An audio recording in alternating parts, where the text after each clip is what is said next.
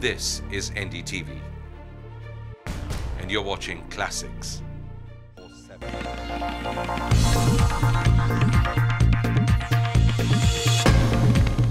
Hello and welcome to Walk the Talk. I am Shekhar Gupta and I stand here at Mysore's most famous landmark, the Palace. And my guest today, undoubtedly one of Mysore's most famous sons, Javagal Srinath. Welcome to Walk the Talk. Thanks, Shekhar. How nice to have you on the show. Thanks.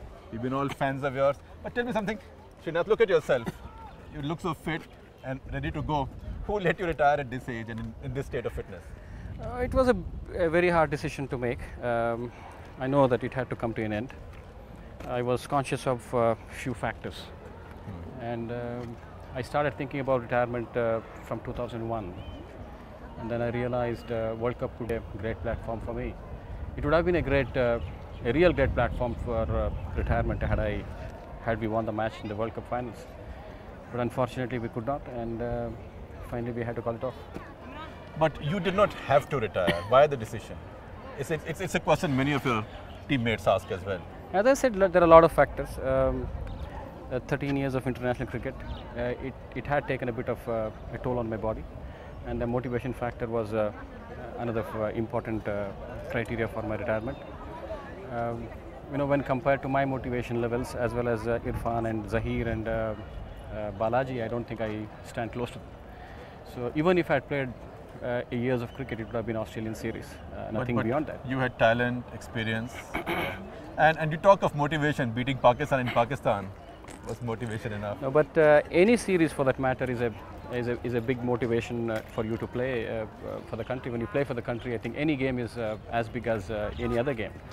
You can't really differentiate Pakistan or Australia or England. But did you, when the decision was taken that we'll go to Pakistan, did you feel tempted?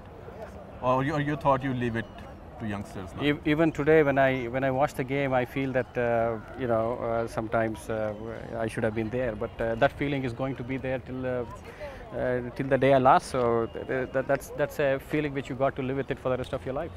But do you regret not having gone to Pakistan? Certainly, you would have got wickets. India was winning.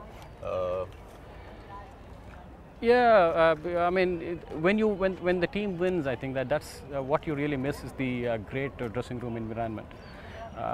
It's great to be a part of the dressing room environment when you win the match. I think anybody who has played a bit of cricket would want to belong to that particular situation and circumstance when India wins, and that's probably the biggest thing which I miss when we win the match. Because you had these very young fast bowlers. In fact, others had injuries also. Ashish Nehra and Zahir had injuries. The ones with experience, they could have done with your company, or you think they would have felt overshadowed? Or there are two ways of looking at it. One is that had I played cricket for one more year, I don't think Zahir, Irfan or Balaji would have played cricket, because it's important for them to make the right breakthroughs. And at the same time, had they not really blossomed, maybe some few people in the team would have said that Srinath probably gave in a little early. I think now the guys have done well, so I'm extremely pleased the way they have progressed. I have no regrets at all. So are you trying to give these youngsters that early start of 3 years that maybe you were denied? In a way, yes. I think my crucial first 3 years actually was sitting in the dressing room, but I learned a lot from that. The team requirement was such that I didn't find a place in the 11, so I have no problems there. We were playing that much more in India. Exactly. I think from 93 to 95 we seldom toured abroad, so I think outside I was figuring in all the games, but except for the Indian games. But yet you missed out, I think, what could be the most energetic years of a fast bowler's life. You learn a lot in the initial, in your formative stage of cricket. I think that's probably where I was a little delayed. I think Test cricket is probably the best cricket where you learn a lot. I think I missed around 13 to 14 Test matches in the initial stage of my career. Was it frustrating at times? It was. I mean, personally it was. I mean, no doubt about it. But from the team's perception, I think we won most of the games between 93 and 95. We had a golden period in that 3 years. Keeping that in mind, mostly at home. Mostly at home, yes. Keeping that in mind, I think I was a permanent. I had a permanent place in the one-day side. So it was a time for me to really learn and understand what international cricket was all about. You know, Imran Khan once told me, he said your Srinath is the world's most talented, underrated, unfairly treated fast bowler ever. Well, I think I was a big fan of Imran Khan. Well, all the Pakistani fast bowlers, be it Wasim Akram or Waqar Younis, I think I have been a great fan of these three guys whose strike rate is tremendous on subcontinent wickets. Because Imran said you're making him bowl 30 overs a day, you give him lousy slips, you give him lousy wickets, and you don't give him another bowler at the other end. We matched similar skills actually, myself and Imran. We used to really bring the ball back in. So I had a couple of talks with him which was extremely useful for my career. Yes, it is true that you know, I sometimes used to just open the innings all alone. I mean, there used to be no other fast bowler. Sourav Ganguly used to share the new ball. So that really shows what the Indian system had for fast bowlers at that particular point in time, which was pretty disappointing. I would say that it was a very unstable period for the Indian fast bowlers. I think if I'm correct, I played with 23 fast bowlers throughout my career, which is a staggering number. A 13-year career. Yes. Which is a lot of fast bowlers. Yes, that's too many. That shows that you know, fast bowlers could not really work in tandem or probably work as team within the framework of the Indian team itself. That's where I think I missed a lot. Another fast bowler at the other end. And in fact, if you have to win Test cricket overseas, you need 3 or 4. Exactly. I mean, fast bowlers actually got to have a collaborative effort to win a side. I think fast bowlers can definitely make a difference. They are the one who's going to really win the matches, and that's exactly what I see and what I expect from the current 4 fast bowlers we have: Ashish, Zaheer, Irfan, and Balaji. I think they are great fast bowlers, and now we have Ajit in the side as well. So this is exactly what you look when you see a team. Would you call this crop our best fast bowling attack ever, or potentially the best fast bowling attack ever? I think this is probably the best fast bowling quartet what we have, and this is probably the best team. So I think the team also matters quite a lot. Right. When you really bring the puzzle and fix the fast bowling team into the whole framework of the Indian cricket team.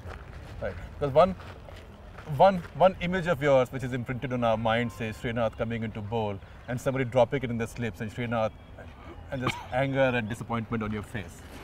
Less of that happens now. I think from the last 4 years, a lot of things have happened. Rahul, Lakshman, Sehwag, they're doing much better in the slips than in the past. No, the fielding has really changed. I think John Wright has done a good job with the fielding aspect of it. I think the guys have really, you know, changed their attitude towards the game. We have learned quite a lot from the better teams. Now I think we are one of the top teams in the world. You know, you said after you retired, you said one of the great high points of your career was that we beat Pakistan in every World Cup. Where does that come from, this kind of rivalry? I think playing Pakistan in any match for that matter, in any tournament for that matter, is a big game, because you know the expectation actually starts building from every fraternity of the country. Right. Be it the cricketing fraternity, be it the you know the normal public, your family, your friends, and everybody expects quite a lot from you. Right. When you play against Pakistan. So and imagine if it's a World Cup. I mean, that's going to be a big pressure building situation. And all the 4 pressure building situations, I think we have won. We had the better of Pakistan. And yet at a personal level, Indian and Pakistani cricketers have had a very good relationship. Yes, I think I have shared a great relationship with Wasim and Waqar. I mean, I always looked up to Imran Khan, and you know, in '94, you know, myself and Waqar were having a good conversation, and then he immediately volunteered me a pair of shoes from Pakistan to try it out. Waqar Younis. So I think we have a great relationship. I mean, sometimes when we lose the match, you know, they also realize the pressure and the expectations of the people, and also the reactions of the people sometimes, which could be detrimental. So we share all those ideas, and we also, you know, understand each other. Did you learn any tricks of the trade from them? To some extent, I think they are professionals. They would not really let go, each and every skill what they have. But Well, there are a lot of things. Pakistan's most closely guarded secret after their nuclear weapons, I think. I think Reverse how they make reverse swing, yes. They were really the masters of it. I mean, leave alone the reverse swing. Even otherwise, I think when it comes to the new ball, and the way these two operate is something really a treat to watch. And I'm sure the line and length what they bowl, and despite the fact that there was in some occasions no love lost between them.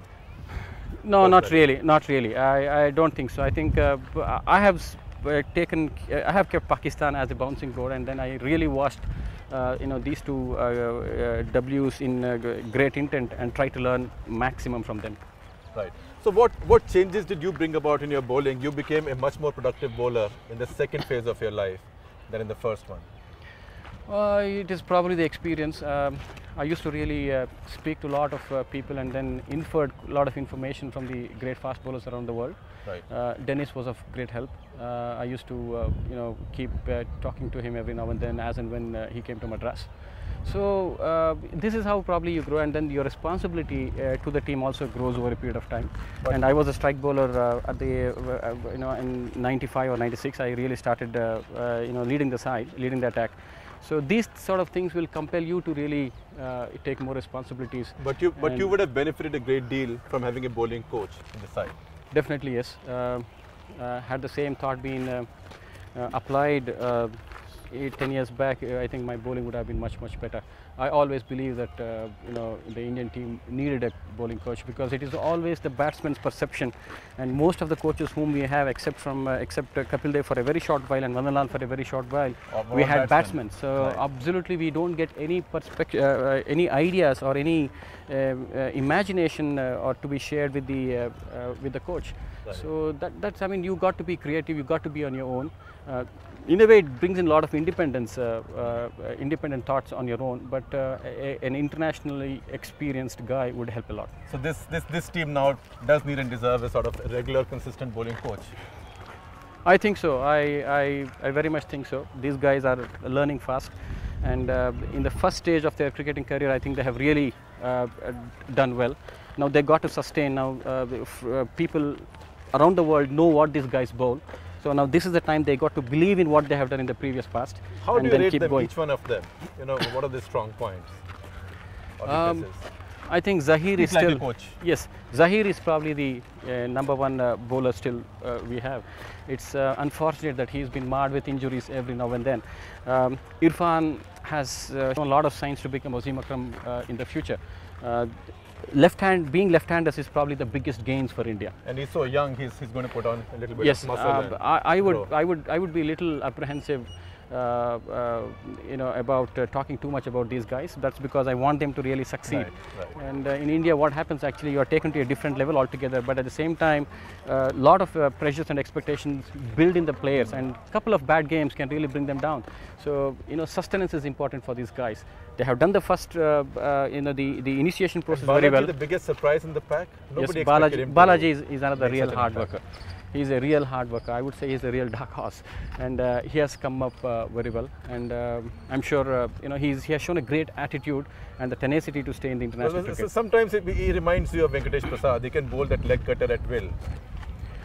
Yes, he has a bit of everything, and he's a real hard worker. I met him in the MRF Pace Foundation recently, and it looked he was very keen and to learn and understand more about fast bowling. I think that's probably the and he became most quite important a star thing. in Pakistan. Funny. Yeah, he is actually. I mean, for some reason, his name was chanted the most in the stadiums.